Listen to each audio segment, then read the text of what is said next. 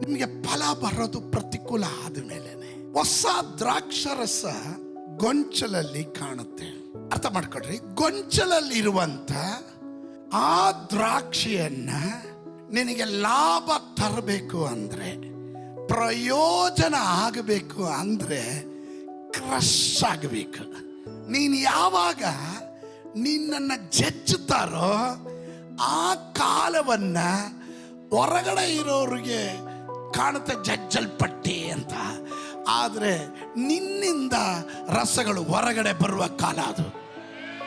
ಕಷ್ಟಗಳನ್ನು ತಾಳ್ಮೆಯಿಂದ ಸಹಿಸ್ಕೊಂಡ್ರೆ ಮಾತ್ರನೇ ದೇವರ ರಾಜ್ಯಕ್ಕೆ ಪ್ರವೇಶ ಮಾಡಲಿಕ್ಕಾಗೋದು.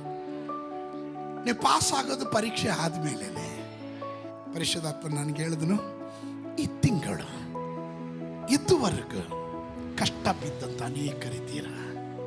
ನೀನು ಕ್ರಶ್ ಆದಾಗ, ನೀನು ಚಚ್ಚಲ್ಪಡುವಾಗ, ನೀನು ದುಃಖದಲ್ಲಿ ಹಾದು ಹೋದಾಗ, ಇಕ್ಕಟ್ಟಿನಲ್ಲಿ ಹೋದಾಗ, ಪ್ರಯಾಸದಲ್ಲಿ ಹೋದಾಗ, ದೇವರೇ ನೀನು ನನ್ನ ಕೈ ಬಿಟ್ಬಿಟ್ಟೆ ಅಂತ ಕೇಳಿದಾಗ ನಿನಗೆ ಗೊತ್ತೇ ಆಗಲಿಲ್ಲ ನಿನ್ನನ್ನು ಕ್ರಶ್ ಮಾಡ್ತಾ ಇದ್ದಿದ್ದು ನಿನ್ನ ಒಳಗಡೆ ಇದ್ದಂಥ ಆ ಒಳ್ಳೆತನವನ್ನು ಹೊರಗಡೆ ತರೋದಕ್ಕೆ, ನಿನ್ನ ಆಶೀರ್ವಾದವನ್ನು ಹೊರಗಡೆ ತರೋದಕ್ಕೆ.